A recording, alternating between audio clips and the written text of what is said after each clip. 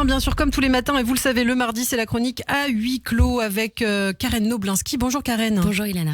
25e jour depuis le massacre du 7 octobre 2023 en Israël. Et ce matin, Karen, vous souhaitez justement faire un point sur les événements de ces derniers jours. 3 semaines. 3 semaines que les attaques du 7 octobre ont été perpétrées. 3 semaines que le monde est bouleversé. 3 semaines que notre monde est divisé. Hier soir, Tsahal a annoncé une nouvelle qui donnait un peu d'espoir. La libération d'une soldate, otage, Ori Megidish. Mais le même jour, était également annoncée la mort de Shani Louk, cette jeune germano-israélienne enlevée par le Hamas le 7 octobre 2023 au festival Nova. Seul son crâne et des fragments d'os ont été retrouvés. C'est ce qui a permis de l'identifier. Rapidement après son enlèvement, elle apparaissait dans une vidéo. Et je revois sa mère, digne, multiplier les appels à l'aide dans une vidéo où elle indiquait avoir reconnu sa fille sur les images diffusées par le Hamas. Ces vidéos de l'horreur où tant de femmes sont apparues. Avant, on avait en mémoire l'horreur des images de la Shoah. Aujourd'hui, on gardera en mémoire en plus les vidéos du massacre du 7 octobre. Je revois les membres du Hamas, ils font fièrement défiler le corps de Shani Louk, elle est démembrée, nue, inconsciente. Son corps est jeté à l'arrière d'une voiture.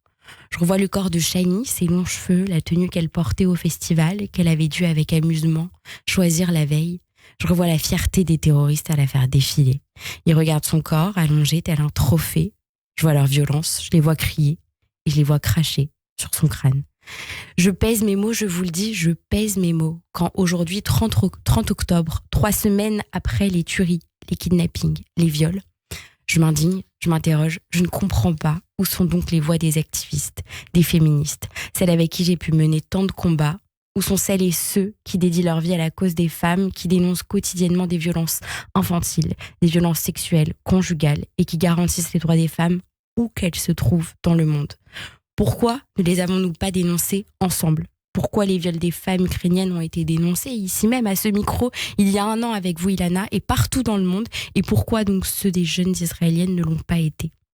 Cette semaine, 30 personnalités, dont Delphine Orviller et Caroline Fourest, appelaient dans l'Obs à prendre en compte spécifiquement les violences sexuelles dont les femmes ont été victimes et rappeler que la défense des droits des femmes et enfants doivent être préservés, rester en dehors des conflits et que le viol, comme arme de guerre, est considéré comme un crime contre l'humanité et instrument de génocide, conformément aux articles 6, 7 et 8 du statut de Rome. Et puis dimanche soir, comme si ce n'était pas assez, Karen, on voit le retour de la chasse aux juifs. Oui, c'est ça, dimanche, comme si ça n'était pas assez, dans un aéroport situé au Daghestan, au sud de la Russie, une foule envahit le terminal de l'aéroport, à la recherche de passagers d'un vol en provenance de Tel Aviv.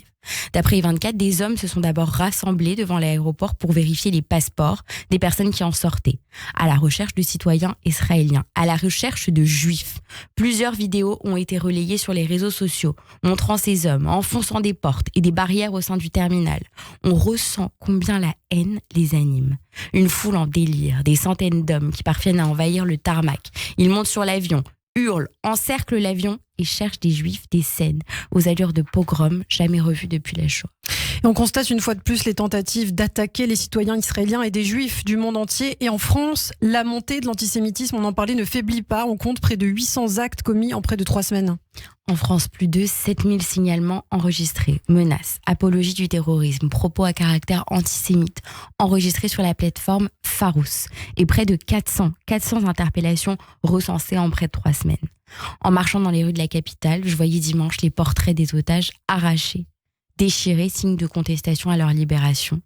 Lundi matin, 4 étoiles de David tracées au pochoir ont été découvertes sur un immeuble de la rue Maréchal Leclerc à Saint-Denis, mais aussi à Aubervilliers, comme vous le disiez. À Fresnes, des croix gammées et des menaces à caractère antisémite et suprémaciste ont été découvertes sur la porte d'un lycée.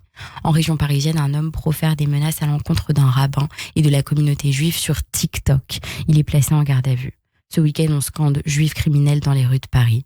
Retour sur des œuvres sombres que nous connaissons trop bien. Merci beaucoup Karen Noblinski. Effectivement, une situation dramatique dans le monde et en France. On s'inquiète, l'inquiétude de la communauté juive de France justement.